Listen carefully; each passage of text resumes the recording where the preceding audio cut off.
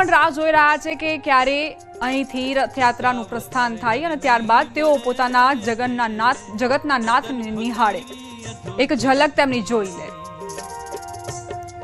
તો માત્ર રથયાત્રા બદલાય છે, પરંતુ જે ભક્તિનો રસ છે તે એક જ જેવો જોવા મળે છે।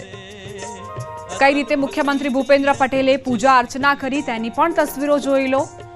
બે અલગ અલગ દ્રશ્યો। મુખ્યમંત્રીએ આરતી કરી, ત્યારબાદ પુષ્પોથી પુષ્પ વર્ષા કરી ભગવાનની ઉપર। આ બ્રહ્માંડના સ્વામી, જગતના નાથ, જેમની માટે આજનો દિવસ એટલા માટે પણ મહત્વપૂર્ણ છે કારણ કે તેઓ ભક્તોને સામેથી દર્શન આપવા માટે આવે છે। મુખ્યમંત્રીનું પણ સ્વાગત કરવામાં આવ્યું, તેમને ફૂલહાર પહેરાવવામાં આવ્યા છે। મુખ્યમંત્રી અહીં પહોંચ્યા છે સામાન્ય વ્યક્તિની જેમ, સામાન્ય ભક્તની જેમ તેમણે આરતીમાં પણ ભાગ લીધો।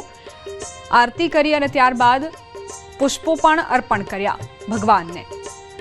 આજે ભક્તિના રસમાં કોઈ જ ઓટ નથી આવી રહી। કેટલાક જે વિસ્તારો છે કે ત્યાં તડકો છે, ક્યાંક અમી છાંટણા વરસી રહ્યા છે, પરંતુ ભક્તિ રસમાં કોઈ જ ઓટ નથી આવી, કોઈ જ કચાશ નથી આવી। હવે થોડી જ ક્ષણો બાદ આ રથયાત્રાને પ્રસ્થાન કરાવવામાં આવશે। આસપાસ આપ ભક્તોનો જમાવડો પણ જોઈ શકો છો કે ભક્તો રાહ જોઈ રહ્યા છે કે આ રથયાત્રાનો પ્રારંભ થાય।